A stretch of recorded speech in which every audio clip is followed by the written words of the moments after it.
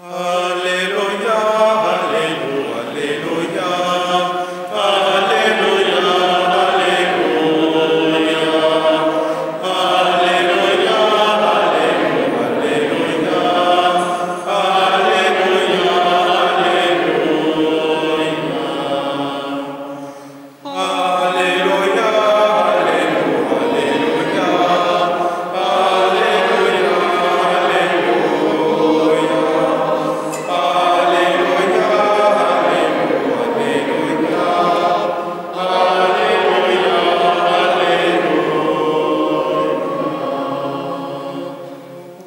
Seigneur, ouvre notre cœur pour nous rendre attentifs aux paroles de ton Fils.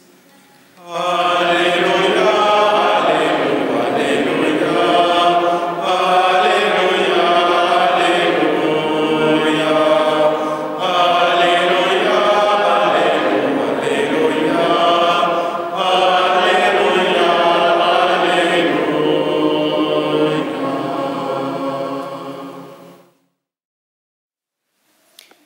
La famille est l'école naturelle de l'amour.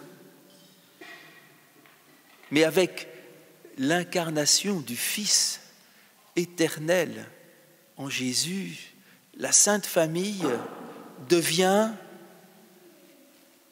l'école de toutes les familles chrétiennes. Famille naturelle, famille religieuse et de toute la grande famille qui est l'Église. Et dans une école, on apprend des choses. Dans une école d'amour, on apprend des vertus familiales. Ce qui est dit dans la collecte. Apprends-nous les vertus familiales. Alors, quelles sont ces vertus familiales? Il y en a une qui se manifeste beaucoup dans ces textes que nous avons lus. Jésus était soumis à ses parents. Soumis à ses parents, et dans cette soumission, il était d'abord soumis à Dieu. Qu'est-ce que veut dire soumission? Se mettre en dessous. Recevoir l'autre, se mettre en dessous pour mettre l'autre, j'allais dire, en évidence. L'amour, c'est cela. Et ce commandement que Jésus reçoit de son Père, il s'est soumis, il s'est abaissé jusqu'à nous pour nous commander un amour qui n'est plus seulement l'amour humain, mais un amour divin, la charité. Pourquoi commander? Parce qu'on ne commande pas dans l'amour naturel. Ça ne se commande pas l'amour, c'est libre. Oui, mais dans un amour surnaturel, nous ne sommes pas capables. Alors c'est lui qui nous rend capables, qui nous commande. Et qu'est-ce qu'il commande? Il nous rend capables de nous soumettre.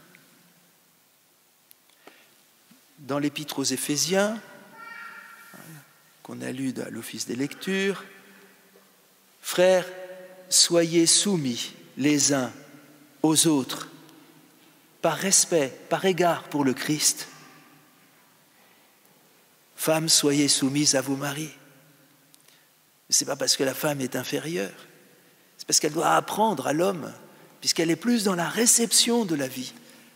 Cette soumission à Dieu. Frères, soyez soumis les uns aux autres. Et Jésus est toujours soumis. Jésus, mais cette soumission, qui est une soumission d'abord à Dieu, est déconcertante pour ses parents. On voit bien, ce n'était pas très confortable. Hein. Mon enfant, pourquoi nous as-tu fait cela? Vois comme nous avons souffert en te cherchant. Et Jésus qui répond, mais pourquoi m'avez-vous cherché?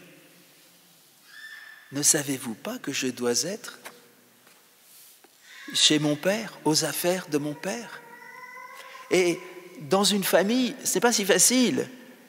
Justement, cette soumission, qui est une soumission d'abord à Dieu dans chacun de ceux qui me sont donnés.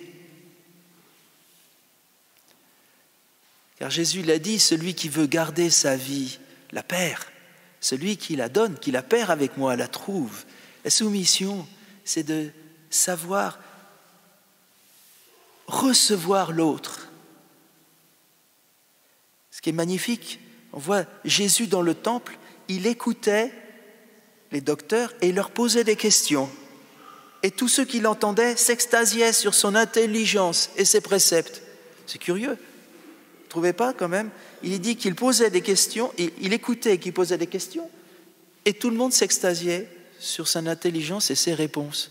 Il n'est pas dit qu'il donnait des réponses, il posait des questions.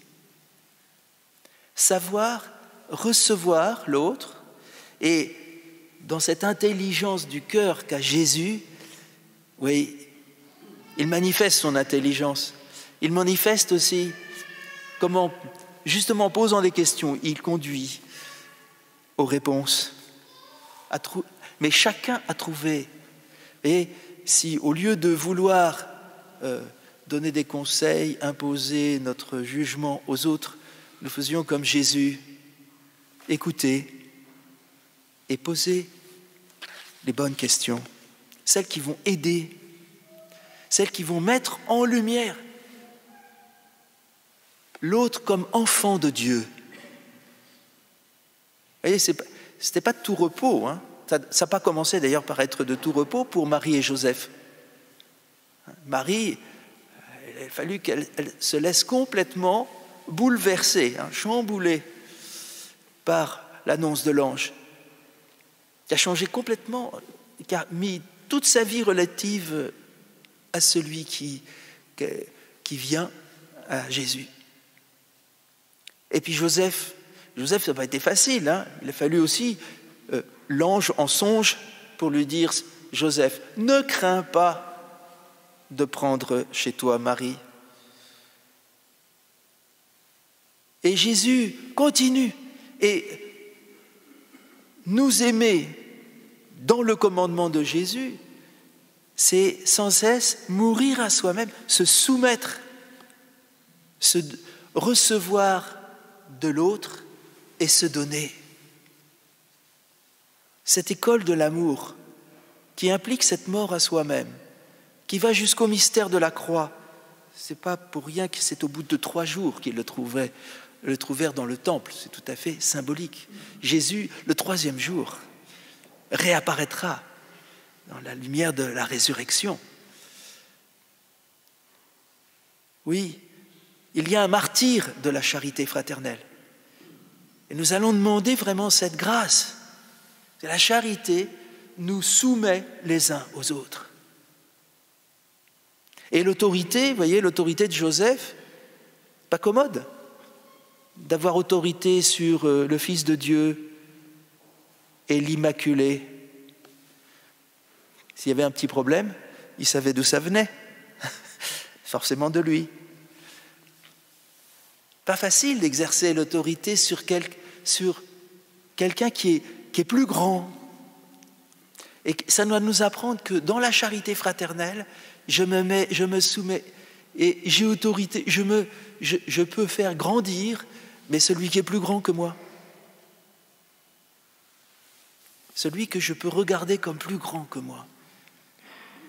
Mon frère, ma sœur qui me sont donnés. Alors nous allons demander, en cette fête de la Sainte Famille, que la présence de Jésus, que nous avons reçue au baptême, renouvelle nos familles, tous nos rapports familiaux, de familles naturelles, de familles religieuses, cette famille de l'Église, et de l'Église qui s'étend à tous les hommes de bonne volonté, puisqu'on l'a entendu à Noël, le chant des anges, paix sur la terre, aux hommes de bonne volonté. Que nous puissions, par la présence de Jésus, fonder, ressouder, revenir sans cesse au fondement de l'amour dans nos familles, de cet amour qui assume l'amour humain, mais qui le porte à l'amour divin, à la vie éternelle. Et donc dans cette victoire définitive que nous espérons, c'est-à-dire dont nous sommes sûrs. Amen.